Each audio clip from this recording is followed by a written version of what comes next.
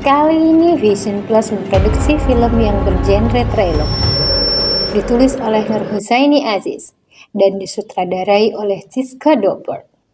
Inilah Radio.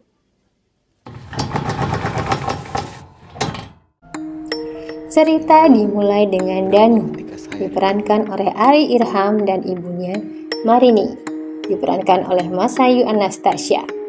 Terpaksa pindah dari rumah dinas ayah Danu ke rumah baru yang dikontrak ibunya dengan harga murah. Rumah tersebut yang bisa Marini dapatkan karena ia sudah tidak bekerja saat ayah Danu meninggal. Rumah itu bermodelkan Belanda dengan halaman yang luas dan gudang belakang bekas kebakaran yang belum diperbaiki.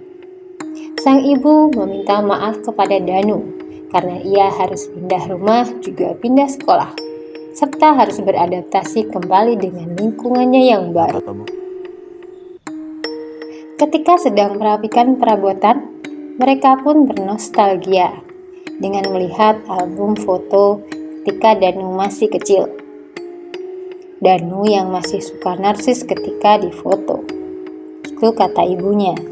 Saat sedang menyapu halaman rumah, Marini dihampiri oleh seorang laki-laki. Ia memulai pembicaraan dengan membahas rumah Marini. Jika rumah itu sudah tidak ditempati selama 15 tahun dikarenakan pernah terjadi kebakaran. Pria itu bernama Alif. Alif adalah seorang pemilik kafe. Ia menanyakan tentang suami Marini. Tetapi Marini menjawab jika dia hanya tinggal berdua dengan anak laki-lakinya, Danu. Danu yang melihat kedekatan ibunya dengan Alif hanya memandang dari kejauhan. Alif pun menawarkan Marini untuk bekerja di kafenya. Marini yang memang membutuhkan pekerjaan langsung menyetujui pekerjaan tersebut. Alif pun mencoba untuk menyapa Dan, tapi Danu tidak terlalu merespon. Malam harinya, keganjilan pun mulai terjadi. Saat sedang tidur, Danu sayup-sayup mendengar alunan lagu. Danu pun mencari sumber suara, yang ternyata suara tersebut berasal dari gudang belakang rumah Danu yang pernah terbakar. Gudang tersebut ternyata bekas stasiun radio dengan papan tulisan bertuliskan Purnama. Dengan ragu-ragu, Danu memasuki gudang. Ia mengambil radio yang masih beralunkan suara musik dari tumpukan barang bekas kebakaran. Tiba-tiba, musik itu berhenti. Terdengar suara nyaring yang memekakan telinga. Danu memutuskan untuk membawanya ke kamar dan meletakkannya di sebelah tempat tidurnya.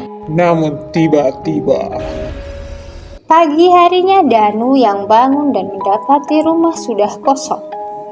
Ia memanggil keberadaan ibunya yang ternyata sudah berangkat bekerja di kafe milik Alif. Scene pun berganti ke kafe tempat Marini bekerja. Terlihat dua orang pelanggan yang sedang membicarakan kecantikan Marini. Mereka mencoba untuk menggodanya. Marini pun merasa tidak nyaman. Danu yang melihat ibunya digoda pelanggan kafe terlihat tidak suka. Alif yang melihat kejahilan kedua temannya mencoba untuk menyudahi kejahilan mereka. Ketika Danu berjalan pulang, ia bertemu dengan gadis yang sedang membetulkan rantai sepedanya.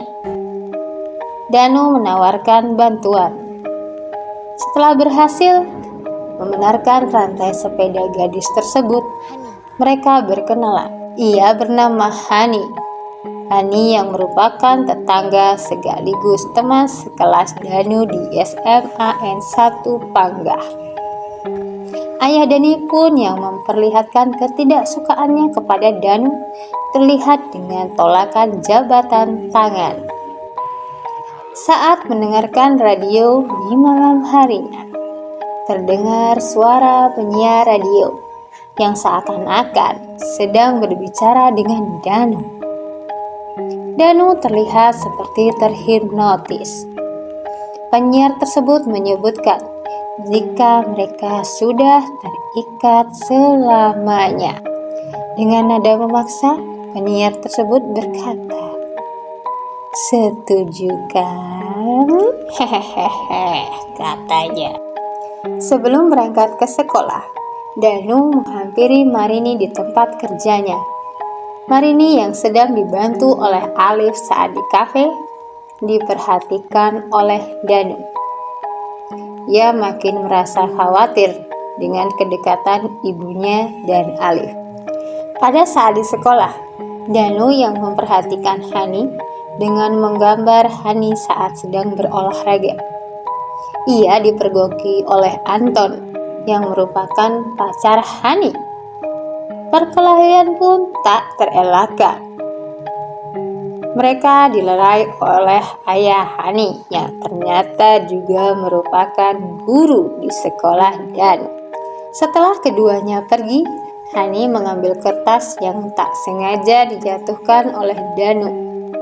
Ternyata kertas tersebut adalah gambar Hani. Sambil memijat kaki Marini, Danu mengungkapkan bahwa ia berniat untuk menggantikan Marini bekerja di kafe milik Alif.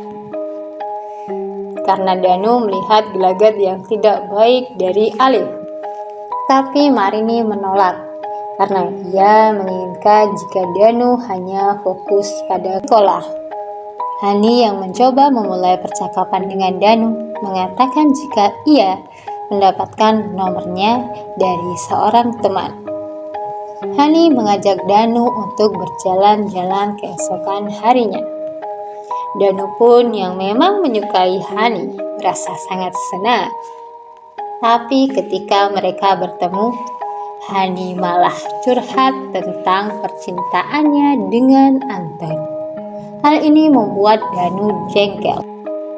Danu yang mulai khawatir ketika Marini belum pulang pada saat malam hari, berinisiatif untuk menjemput ibunya. Setelah tiba, Danu malah mendapati Alif mencoba untuk melecehkan Marini. Dengan marah, Danu mencoba menolong ibunya. Tapi karena dia kalah kuat, malah Danu yang dihajar balik oleh Alif. Marini memohon agar Alif tidak menyakiti Danu. Ia rela melayani Alif.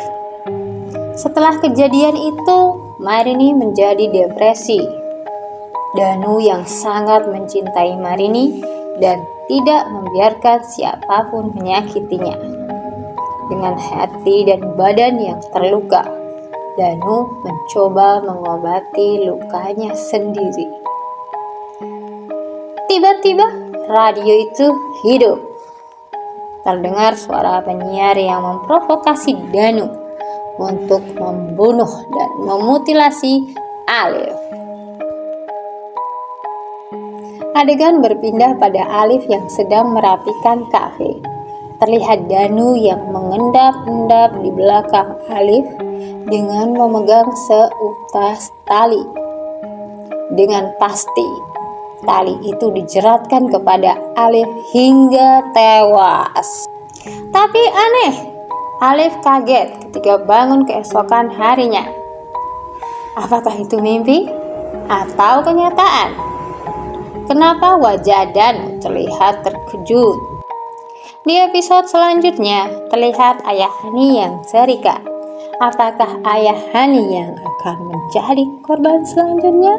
Sebenarnya misteri apa yang pernah terjadi di gudang belakang rumah Danu? Tunggu serial radio.